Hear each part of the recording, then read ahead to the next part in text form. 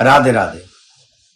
हम जिस देश में रहते हैं उस देश का नाम भारत है और भारत के नागरिकों की जिम्मेदारी इस देश के प्रति भी है। ये हम सबकी जिम्मेदारी है, चाहे मेरे जैसा कोई कॉमन पर्सन हो या कोई बहुत बड़े पदों पर बैठे हुए लोग हों। जितना दायित्व मेरा है उतना ही दायित्व उन लोगों का भी है जो ऊंचे ऊंचे पदों पर बैठे हुए हैं, चाहे वो संवैधानिक पद हो, चाहे प्रशासनिक पद हो, कोई भी क्यों ना हो, और चाहे हम लोग जो नॉर्मल जैसे लोग हैं वोटर्स, उनकी भी ये ड्यूटी बनती है। अब प्रॉब्लम कहां पर है, समस्या कहां पर है? समस्या यहां पर है कि हम आम लोगों से तो चाहते हैं कि वो हमारे संविधान के कानूनों का निर्वहन करे, पालन करे, लेकिन जो संवैधानिक पदों पर बैठे हैं और जो प्रशासनिक पदों पर बैठे हैं उनको लगता है कि इट्स नॉट फॉर मी, ये मेरे लिए नहीं है।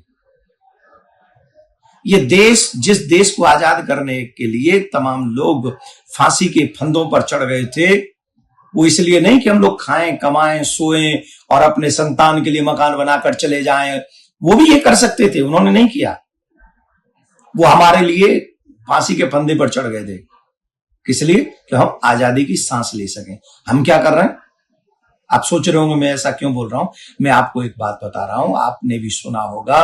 कल मैं न्यूज चैनल पे तो कभी कभी न्यूज सुनता हूं, तो उसमें मैंने सुना कि ममता बनर्जी कह रही हैं कि बांग्लादेश के अगर कोई व्यक्ति आएंगे जो असहाय होंगे उसको बंगाल में संरक्षण दिया जाएगा। ये क्या है और ये क्यों है? इस देश को आप क्या बनाना चाहते हैं? इस देश में, इस देश के प्रति हम कौन सी जिम्मेदारी, कौन सी भूमिका निभाना चाह रहे हैं? हम इस देश के प्रति हमारा कोई दायित्व तो नहीं है। 10, 15, 20 साल तुम रह लोगे मुख्यमंत्री, या कोई रह लेगा, कोई और मंत्री रह लोगे, कोई जज रह लेगा, कोई कमिश्नर रह लेगा, कोई पुलिस वाला रह, जो रहोगे रह लोगे, 50 साल रह लोगे, उसके बाद ये देश खत्म हो जाएगा क्या?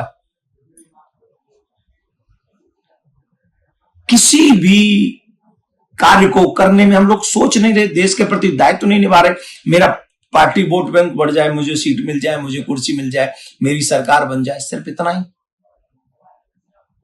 काश यही बात उन लोगों ने सोच ली होती जो फांसी के फंदे पर चढ़े थे।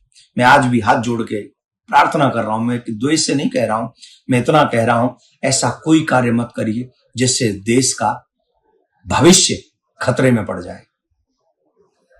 सबसे पहले अगर इस देश पर किसी का मूल अधिकार है, संवैधानिक अधिकार है, संस्कारिक तौर पे अधिकार है, तो वो सनातनियों का है।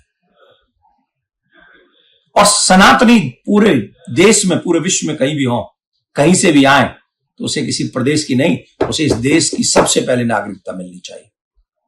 और जो ऑलरेडी पहले से बहुत हैं, उन्हें और लाने की आवश्यकता नहीं है। कम शब्दों को ही ज्यादा समझिएगा। अगर हम नहीं सुधरे ना, तो प्रकृति अच्छे अच्छे को सुधार देती है और उसके डंडे में आवाज नहीं होती। और फिर पछताए होत का जब चिड़िया चुग गई खेत। राधे राधे।